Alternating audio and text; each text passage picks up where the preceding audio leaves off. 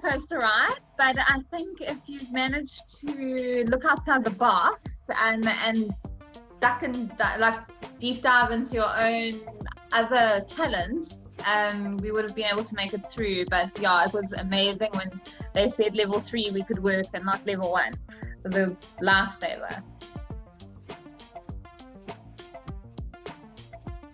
So obviously, you know, with our industry, it's all about social distancing, and that's been, I think, the biggest thing for everyone to get their heads around. I've been very blessed with my clients not being too stressed about that, because they can see the efforts that we put into making sure that the salon is as sterile as can be, which I've been kind of shocked that some salons have found this like a new concept, because my salon's always been insanely sterile. Like, I've always been very particular about hygiene. But obviously when it comes to doing facials and they've got to take their mask off, this is where things get a bit tricky. So the girls I know in that industry, they've been double masking. So they will wear a mask plus a shield just to safeguard you know, their clients so that they can keep working. But for me, I've been really lucky because my clients can still wear a mask, and I've got various all the protocols in place. I'm been quite neurotic, and luckily the clients have been on board with it, and I'm very proud to say that I've had 0 cases come from my salon, so it's been good. So of course our industry, I'd say with the events industry, were the hardest hit because of the social distancing. So it was awful to see how many salons were closing down. Even the big chain group salons, they a lot of them closed their doors, and it's so devastating. I'm just so relieved and so grateful that I and a lot of my friends were able to stay open. But I think there are a lot of therapists that are out of work now. It's very, very sad. I know a lot of therapists that used to work for other salons have actually had to go on their own, and a couple of my friends that were working on the ships, they've had to come home, and I know they've tried to start their own businesses because they lost their jobs being employed elsewhere. But obviously it's slow to start, so it's quite stressful still. I mean, it obviously seems a lot of the therapists that I've been in comms with has obviously panicked again, because people have been cancelling their appointments because, you know, the fear is setting in again. And I think that's a lot of what's going on, is that people forget that COVID's always been here, you know, since we know about it. Nothing's really changed. The cases are certainly increasing, but, you know, if the salons are sticking to their protocols, you are still safe. You know, and if everybody's responsible about where their health is at and how they're feeling, the therapists as well as the clients, then we are able to keep things going. And just because we've headed into a level 3 didn't have to mean that people needed to cancel their appointments and be afraid. So I really just want to encourage anyone out there who is happy and can still afford their appointments to really just consider that they are safe with their therapist. And if there is something that they don't feel is quite up to standard, but they do want to have their appointments, to communicate that with your salon, because they can then have the opportunity to make it right, to keep their businesses going. Because sometimes it just takes, you know, someone on the outside to kind of say, hey, you know, I feel like maybe I need an extra sanitizer at a point in the salon to make me feel more safe.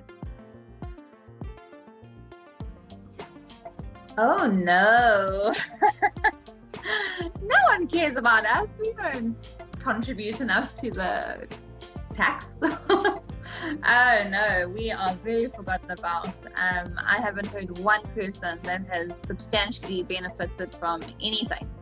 It's hectic.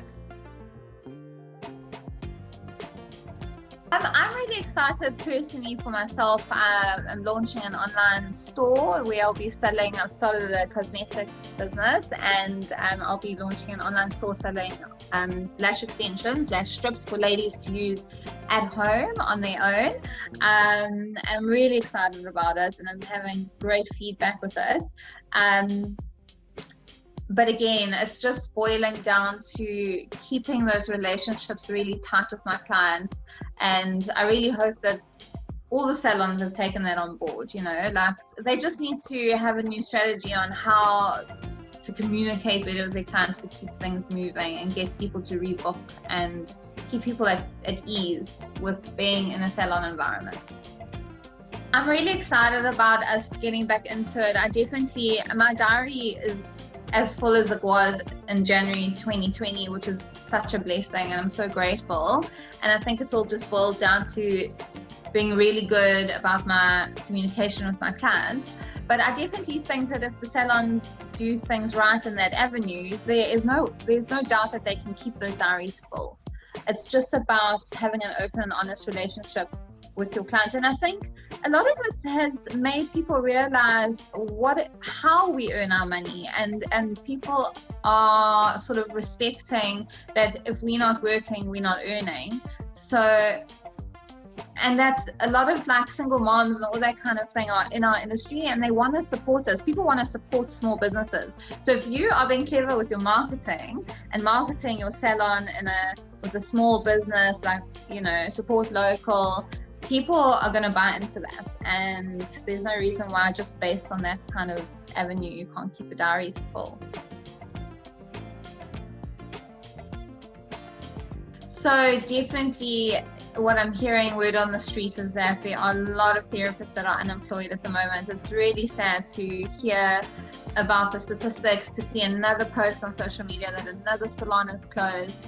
So there's definitely in our industry a huge unemployment rate, and I think the girls are looking at going on their own in order to tap into their own industries and just earn something rather than nothing, because I don't think salons are going to be employing anytime soon, and people are just sort of hanging in there at the moment. It's really sad. Obviously very important to sanitize at the door as they arrive. I've got a basket that they can put their things into, their personals, but I do ask them to leave their bags in the car. My property is safe for them to be able to do that. If you're in a public space, I think that'd be a bit more difficult. So they can just put them all into one designated space, because a lot of the time people will walk in and ladies have this like habit of kind of putting their stuff all over the room. It's like, so it's quite hard to, you know, keep areas sterile. So if you just keep it in one space, it makes it a lot easier. And then obviously when they take their stuff out of the basket, I sterilize that for the next person. And I've asked them to bring their own linen. So clients bring their own blankets or towels and they put those on the beds. I actually even get them to dress the bed themselves, which is not ideal from a service perspective, and I really don't like that, because I like my bed. I always put new linen for people anyway, but it's become increasingly difficult to keep up with the amount of washing that you've got to do to you know, have a brand new sheet for each and every person. So the clients have been amazing about bringing their own stuff. And then of course masks to be on the whole time. I wash my hands before and after every client. If I leave my client's body to touch anything else, I will always sterilize before I come back to them and touch them again. My hands, and I don't just speak for myself, are raw from sanitizer.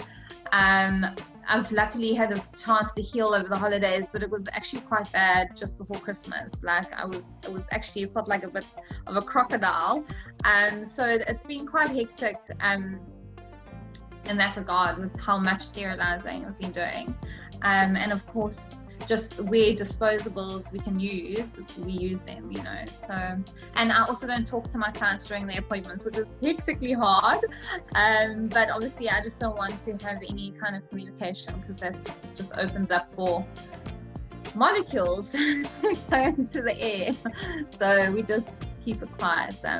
Yeah, which is not cool. It's not what we do, you know. We're essentially therapists.